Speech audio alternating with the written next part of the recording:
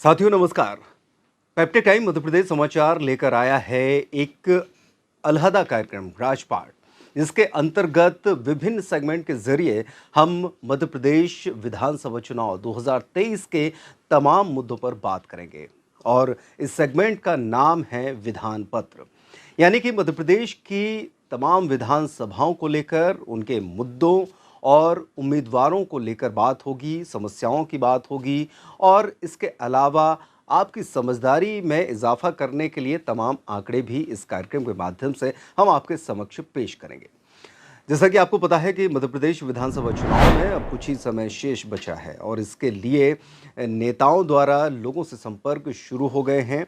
अब उनके मुंह से ऐसे शब्द झड़ेंगे कि आपको लगेगा कि इसके पहले तो इस तरह की शब्दावली सुनने को नहीं मिली, यानी कि आपके कानों को सुकून देने वाले शब्द सुनने को मिलेंगे विधानसभा चुनाव के पहले लगातार।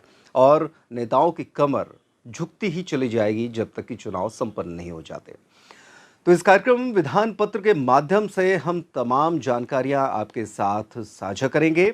तो बने रहिए पेप्टे टाइम मध्य प्रदेश समाचार पर, सबसे तेजी से बढ़ता हुआ सबसे बड़ा digital platform पेप्टे time Madhya Pradesh समाचार। आज बात करते हैं विधानसभा क्षेत्र बड़ा मलहरा की, जिसे मलहरा के नाम से जाना जाता है। हम आपको बता दें कि बड़ा मलहरा विधानसभा क्षेत्र 3 जिलों से घिरा हुआ है, जिसमें दमोह भी आता है, सागर आता है और टीकमगढ़ आता है। इसके अलावा काठन जैसी बड़ी नदी परियोजना है। बक्सवाहा क्षेत्र भी इसके अंतर्गत आता है, जिसमें कि हीरा खदान के लिए ये फेमस रहा है। रियो टिंटो नाम की कंपनी यहाँ पर काम करती रही है और आदिवासियों के मुद्दों को लेकर और साथ ही साथ जंगल काटे जाने के मुद्दों को लेकर ये काफ़ी चर्चित रहा है। बड़ा मलहरा विधानसभा सीट 53 की भौगोलिक स्थिति की अगर बात करें तो ये 3 जिलों सागर, दमोह और टीकमगढ़ से घिरा हुआ है। ये क्षेत्र तत्कालीन विंध्य प्रदेश राज्य के 48 निर्वाचन क्षेत्रों में से एक के रूप में 1951 में अस्तित्व में आया था, लेकिन 1956 में इसे समाप्त कर दिया गया।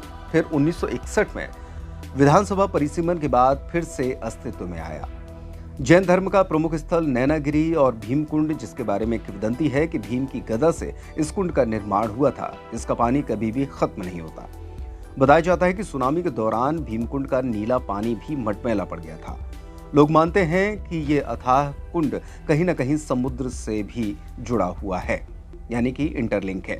इसके अलावा घुवारा क्षेत्र भी जैन धर्मावलंबियों का प्रमुख स्थल है। चलिए बात करते हैं बड़ा मलहरा विधानसभा क्षेत्र के मतदाताओं की। लगभग 1,60,000 मतदाता इस पूरे विधानसभा चुनाव को प्रभावित करते हैं।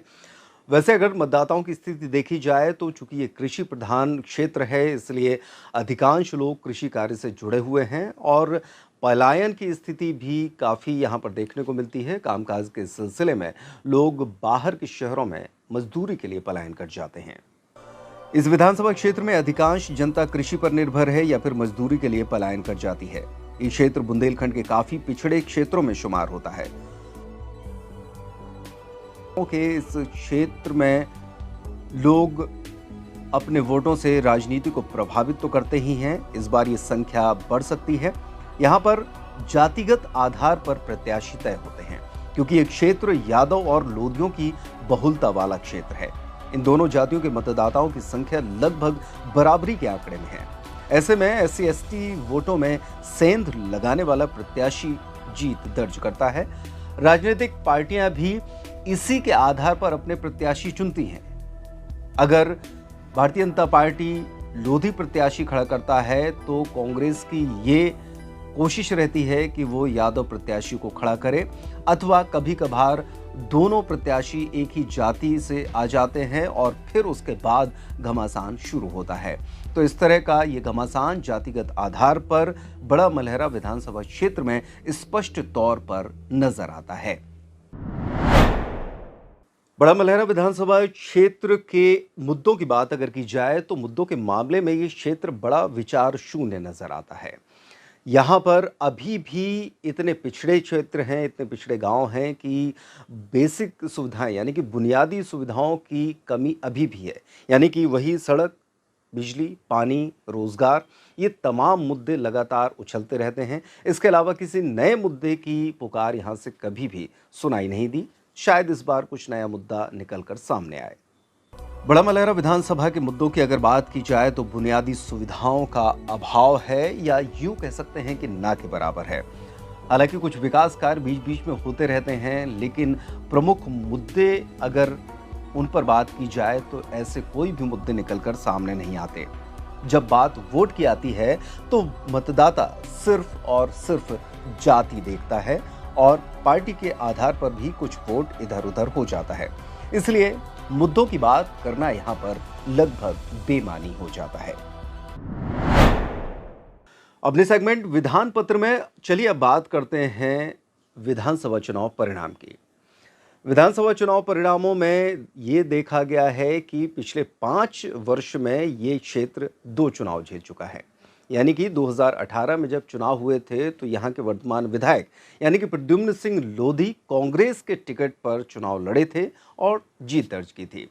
इसके बाद फिर मध्य प्रदेश में कांग्रेस की सरकार गई, भाजपा की सरकार आई और फिर जब बाई इलेक्शन हुए तो वही प्रद्युम्न सिंह लोधी भारतीय जनता पार्टी के टिकट पर चुनाव लड़े और एक बार जनता ने उनको फिर जिता दिया।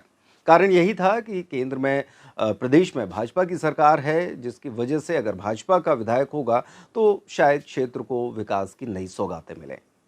परिणामों की बात करें तो 2018 में कांग्रेस के प्रद्युम्न सिंह लोधी यहां से भाजपा की प्रत्याशी और पूर्व मंत्री ललिता यादव को हराकर चुनाव जीते थे। लेकिन कमलनाथ सरकार गिरने के बाद भाजपा में शामिल होकर दोबारा भाजपा के प्रत्याशी बने और कांग्रेस की रामसिया भारती को लगभग 17,000 वोट से हराकर दोबारा चुनाव जीते।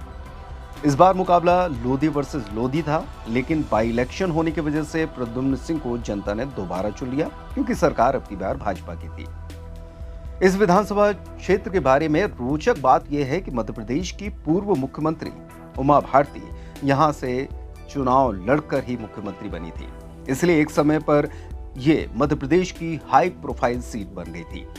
अभी तक 5 बार कांग्रेस और 8 बार भारतीय जनता पार्टी इस सीट पर अपना कब्जा जमा चुकी है।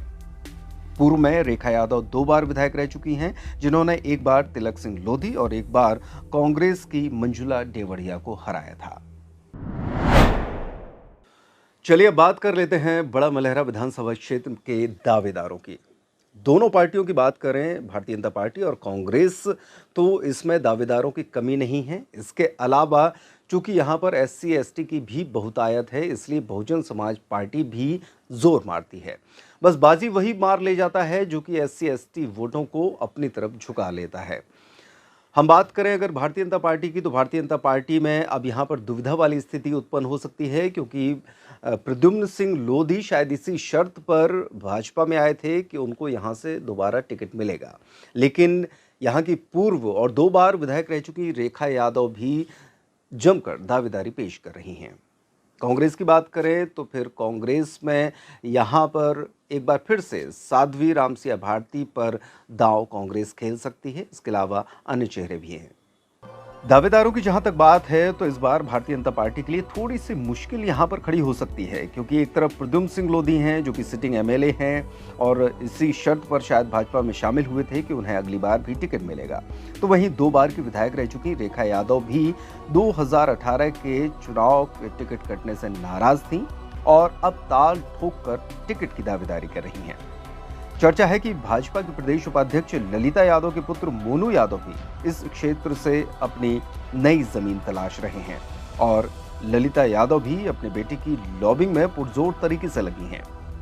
एक नाम जतारा के पूर्व विधायक और उमा भारती के भतीजे राहुल लोधी का भी चर्चाओं में है कि उमा भारती अपने भतीजे के लिए सुरक्षित सीट की तलाश में है, जो कि बड़ा मलहरा में जाकर पूरी होती है। अगर बात कांग्रेस की जाए तो कांग्रेस में एक बार फिर से आलाकमान साध्वी रामसिया भारती पर दांव खेल सकता है। हालांकि हाल ही में कांग्रेस में शामिल हुए रिटायर्ड DSP रक्षपाल सिंह यादव भी कांग्रेस से टिकट की जोर आजमाइश में हैं। इसके अलावा मंजुला डेवड़िया, दीप्ति पांडे भी दावेदारों में शामिल बताई जा रही हैं। तो आज के विधान पत्र में बस इतना ही। मध्य प्रदेश के अंतर्गत आने वाली बड़ा मलहरा विधानसभा की बात हमने करी और आपको बताया कि किस तरीके से इस विधानसभा क्षेत्र में जो मुद्दे हैं, जो दावेदार हैं और अभी तक के जो विकास कार्य हैं, उन पर कितना काम हुआ है। आने वाले विधानसभा चुनाव के मद्देनज़र इस कार्यक्रम के माध्यम से आप देख परख सकते हैं और अपने वोट का डिसीजन ले सकते हैं। लगातार बने रहिए पेप्टेक टाइम मध्य प्रदेश समाचार के साथ। इस कार्यक्रम के माध्यम से हम लगातार आपको अपडेट कराते रहेंगे। आज के लिए फिलहाल इतना ही। नमस्कार।